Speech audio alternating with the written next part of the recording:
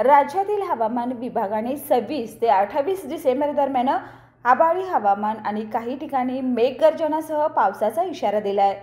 26 डिसेंबरला कोल्हापूर, सांगली, सोलापूर जिल्ह्यातील दक्षिण भागात तुरळक पावसाचा अंदाज आहे।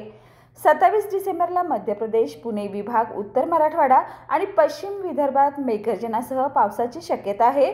तर 28 डिसेंबरला मराठवाड्यातील उत्तरेकडील जिल्हे आणि विदर्भातील काही भागामध्ये पावसाचा अंदाज वर्तवण्यात आला आहे। शेतकऱ्यांनी हवामान अंदाजानुसार आपल्या शेतीचं नियोजन करावं आणि आवश्यक ती खबरदारी घ्यावी असं आवाहन करण्यात आलंय।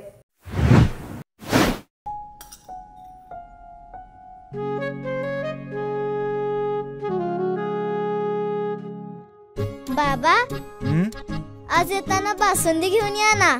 अगं, कालच आपण आईचा वाढदिवस होता म्हणून आणली होती ना। ऐकलं, गोकुळची बासुंदी पुन्हा खावीशी वाटतेय। खरं सांगू, मलाही खावीशी वाटतेय। पुन्हा पुन्हा खावीशी वाटणारी गोकुळ बासुंदी।